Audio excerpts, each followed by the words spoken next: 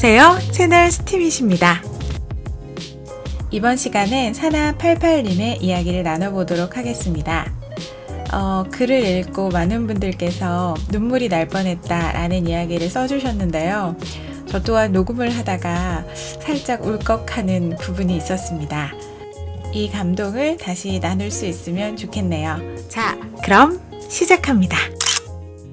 아이들은 아이들이라고 치부해버리기엔 너무나 어른스럽고 나아가 어른들에게 쥐구멍 수색에 나서게 할 정도로 깜찍해질 때가 종종 있습니다. 직업상 제 아이뿐 아니라 수많은 남의 아이들을 접해야 했던 제게는 더더욱 그런 경험이 많죠.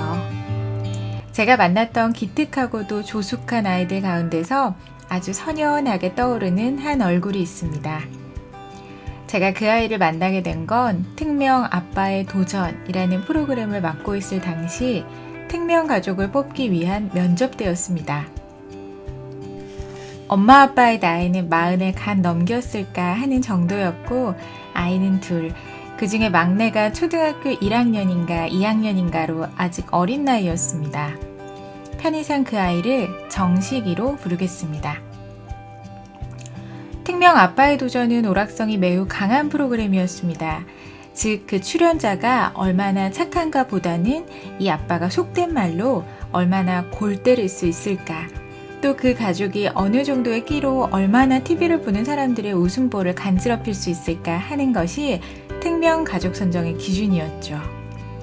유감스럽게도 정식인에는 이 조건을 만족시키지 못했습니다.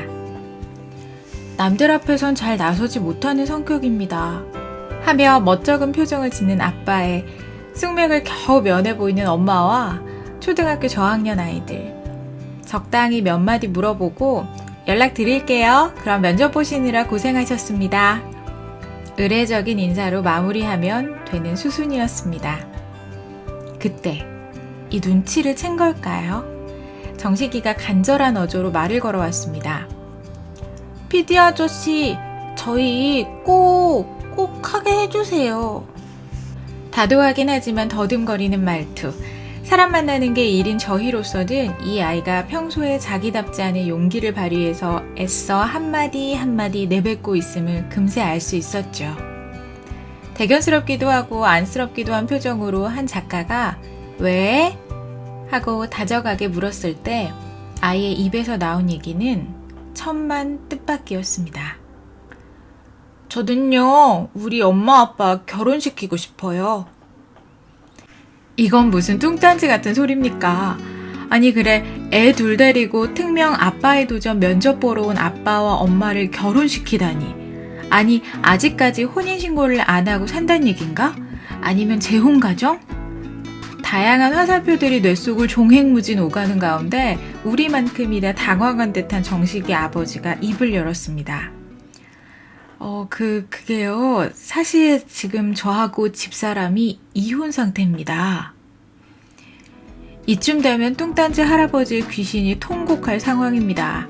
도대체 이게 무슨 소린가? 얼이 빠져버린 우리 앞에서 정식의 아버지는 천천히 말을 이었습니다. 정식이가 지금은 좀 괜찮지만 백혈병 환자였습니다. 마음의 준비를 하라는 말도 의사한테 들었어요. 근데 정식의 아버지의 느릿한 말투를 자르고 들어온 것이 정식의 쩌렁쩌렁한 음성이었습니다. 우리 아빠는요, 제 치료비 대시려고 이혼하셨어요. 나라법이 그렇대요. 엄마 아빠가 이혼해야 불쌍한 사람이 돼서 제 치료비가 무료가 된대요. 그래서 엄마 아빠는 저 때문에 이혼하셨어요. 우리 엄마 아빠 서로 너무너무 사랑하세요. 근데 저 때문에 법원 가서 이혼했어요. 정식이는 약간 울먹이면서도 또렷하게 이야기했습니다. 사정은 이랬습니다. 아이의 백혈병 치료비를 감당할 수 없었던 부모는 위장 이혼을 거쳐 엄마가 생활수급자가 됨으로써 그나마 아이의 병에 손을 쓸 수가 있었던 겁니다. 부모가 자기 때문에 이혼했다는 사실을 알았을 때 아이는 차라리 내가 죽겠다고 울부짖었다지요. 그때 정식이 나이가 만 5살이었답니다. 이혼은 했지만요, 저희 부부 한 번도 떨어져 살지 않았습니다. 지금도 함께 살아요. 그냥 애를 위해서. 혹여나 그들의 불가피했던 선택의 흠집이 아이가 소박하는 방송 출연을 좌절시키지는 않을까 아버지는 애타게 변명했습니다.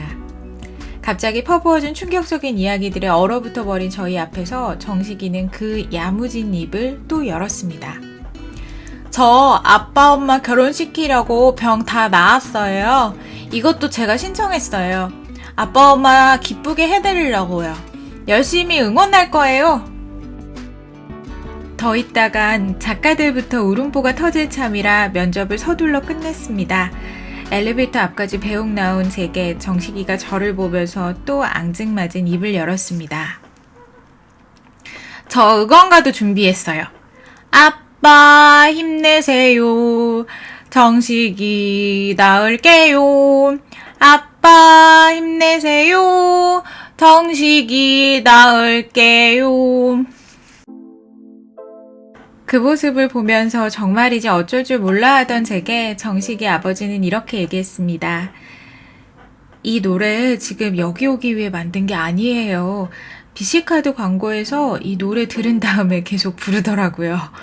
의사 선생님이 그랬어요. 얘가 정말로 아빠 엄마 결혼시키려고 낳는 것 같다고. 기적이라고. 지금은 거의 괜찮아졌어요. 그 가족을 보낸 후 저희 팀 내부에서는 일대 논란이 일었습니다. 조금 결격 사유가 있긴 하지만 사연이 좋다 해보자는 의견과 이 프로그램은 불우이웃 돕기 프로그램이 아니다. 냉정을 찾자는 주장이 팽팽하게 맞섰는데 결국 어느 작가의 나지막한 말 한마디가 그 판막음을 했죠. 저 아빠가 만에 하나 실패했을 때를 감당할 수 있겠어요?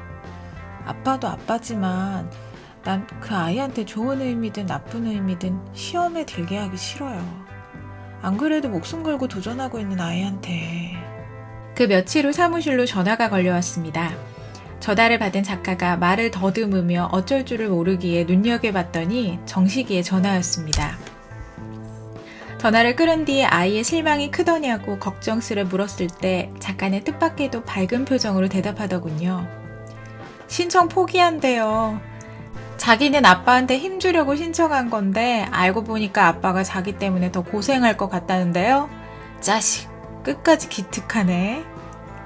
그러고는 아빠를 어디 내보내는 게 아니라 자기가 얼른 건강하게 커서 퀴즈 골든벨 나가서 1등 할 거래요. 기특한 녀석이라는 감탄을 되풀이하다 보니 무엇이 그 아이를 그리 기특하게 만들었을까 하는 생각을 해보게 됐던 기억이 있습니다. 그때 머릿속에 떠오른 것은 기특한 아이의 깜찍함에 가려져 있던 그 부모였습니다. 일용직 노동자로 경제적으로 상당한 손실을 입을 수 있는 방송 출연을 애써 청하며 굳은 살 박힌 손을 모으던 아빠. 파출부 일하다 와서 옷이 이 모양이라고 부끄러워 고개 숙이던 말주변이 없어 예 아니오로만 일관하면서도 시키는 대로 다 할게요. 한마디는 단호하게 다짐하던 엄마의 모습이 떠올랐던 겁니다. 정식이를 둘러싼 부모의 사랑과 정성이 충만하지 않았더라면 그 자신이 얼마나 행복한 아이고 아빠와 엄마가 서로를 얼마나 아끼는지를 몰랐더라면 아마 5살 난 아이가 엄마 아빠 이혼하느니 차라리 내가 죽어버리겠다고 울부짖는 애처로움은 없었을지도 모릅니다. 또 엄마 아빠를 결혼시키기 위해서 이를 악물고 병마와 싸웠던 투지도 그만큼 단단하지 못했을지도 모르죠. 지금 옆에서 이 글을 흘낏 본 동료가 기지개를 펴면서 이런 말을 던져옵니다. 심정이가 그냥 나왔나? 신봉사가 젖동량하고 길렀으니까 나왔지. 정식이네 가족에게 특명 도전의 기회를 주지 않았던 것이 무척 아쉬워집니다. 아니 제가 그 기회를 잡지 않았던 것이 애석할 따름입니다. 서로를 위해 가슴 아픈 최선을 다했던 가족. 그래서 크나큰 비극을 흐뭇한 오늘로 바꿀 수 있었던 가족. 그리고 말 한마디 표정 하나로도 사람들의 마음을 충분히 울렸을 한 아이와 함께 뒹굴며 웃고 우는 경험이란 PD로서도 쉽게 맛볼 수 있는 것이 아니기 때문입니다. 평온한 주말, 엘리베이터 앞에서 한 아이가 아빠 힘내세요를 부르는 걸 보면서 옛 기억과 포스팅이 떠올랐습니다.